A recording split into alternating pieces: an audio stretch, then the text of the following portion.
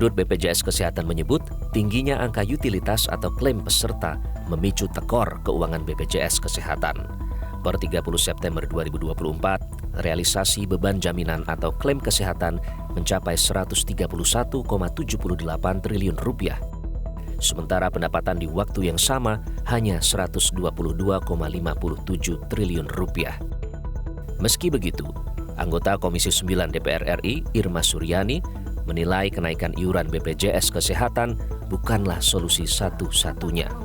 Masih ada banyak cara lain yang lebih jitu ketimbang memberatkan masyarakat. Sistem data BPJS yang amburadul hingga kepesertaannya yang tidak tepat sasaran juga dianggap salah satu biang kerok minimnya pendapatan. Kasus iuran BPJS gratis bagi Sandra Dewi dan suaminya Harvey Muiz, terpidana kasus korupsi tata niaga PT Timah, menjadi contoh nyata sistem data yang amburadul.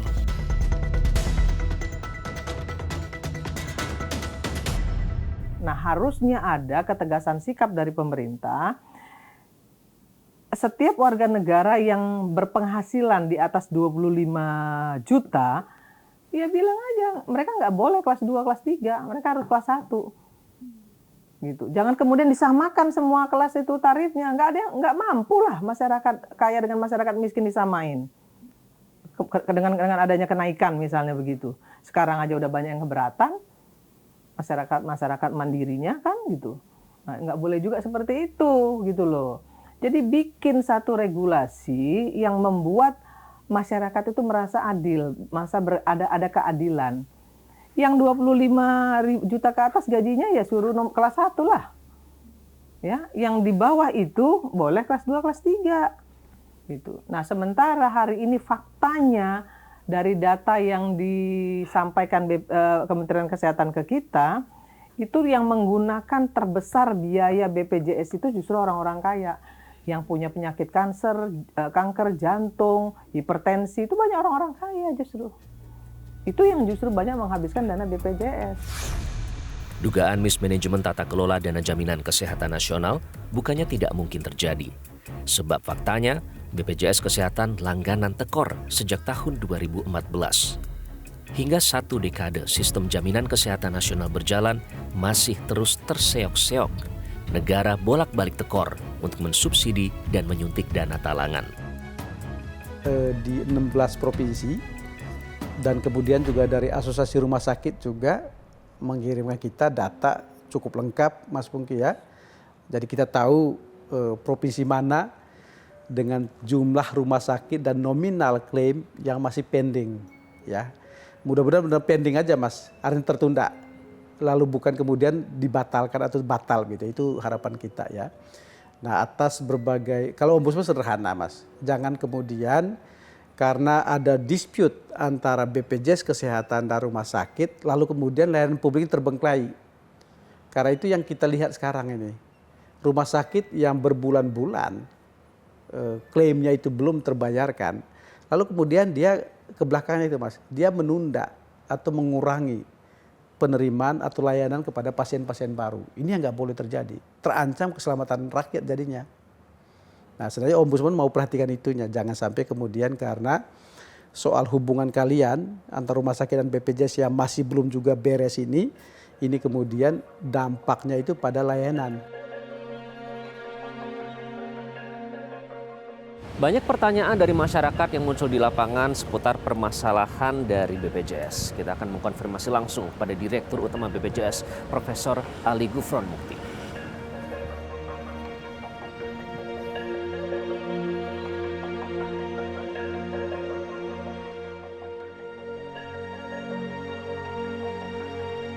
Masalahnya saya dengar defisit nih, Prof. Benar tidak, saya mau konfirmasi. Iya. Ada defisit anggaran nilainya hampir mencapai 20 triliun. Jadi begini, untuk BPJS ya itu dananya kan ada 2. Dana namanya DJS, dana jaminan sosial, di mana itu adalah iuran-iuran yang dikumpulkan, dan dana BPJS. Dana BPJS itu dana yang dulu waktu pembentukan kan ini ada PT Askas, ada di segala macam itu, kayak gitu. Nah, dana DJS yang disebut-sebut itu kita ini sehat. Nah, itu orang pada nggak tahu, dikira defisit. Ada potensi defisit, tapi pada tahun 2026 dan nanti Oh, itu iya. berpotensi Iya, gagal itu bayar Pak untuk klaim kesehatan.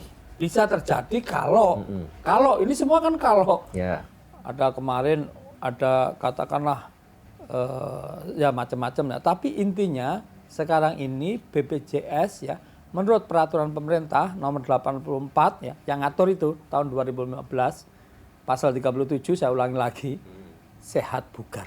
Gitu. oke. Jadi itu tidak benar kalau berdasarkan peraturan atau regulasi itu tidak Iya, benar tapi defisit, kalau ya? nanti suatu ketika, suatu ketika kayak gitu. Suatu ketika ya siapapun, kapanpun, suatu ketika, mohon maaf loh, saya nggak usah nyebut orang ya, meninggal, ya benar. Masa mau hidup selamanya kan nggak mungkin. Iya. Suatu ketika meninggal, oh iya.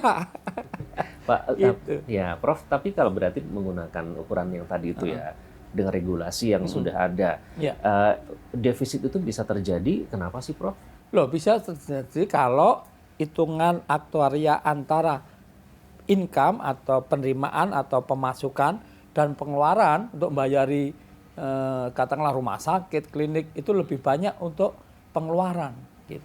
Tapi BPJS ini ya kita punya uang simpenan. Gitu. Dari mana uang simpenan yang disebut dengan aset neto tadi? Aset neto itu kita punya 52 kondisinya sekarang ya. Dulu lebih banyak ya gitu. Tapi itu yang mulai agak berkurang gitu. Makanya suatu ketika nanti ya bisa defisit ya, secara keseluruhan gitu. Sistem Jaminan Kesehatan Nasional diamanatkan oleh Undang-Undang Sistem Jaminan Sosial Nasional. Sebuah cita-cita luhur menciptakan keadilan bagi seluruh masyarakat dalam mengakses layanan kesehatan. Kini pemerintah sedang melakukan efisiensi anggaran hingga 306,69 triliun rupiah. Lantas pemangku kebijakan lebih pilih mana? Mengutamakan akses layanan kesehatan yang berkeadilan ataukah program-program mercusuar yang lain? Metro TV. Jelajahi cara baru mendapatkan informasi. Download Metro TV Extend sekarang.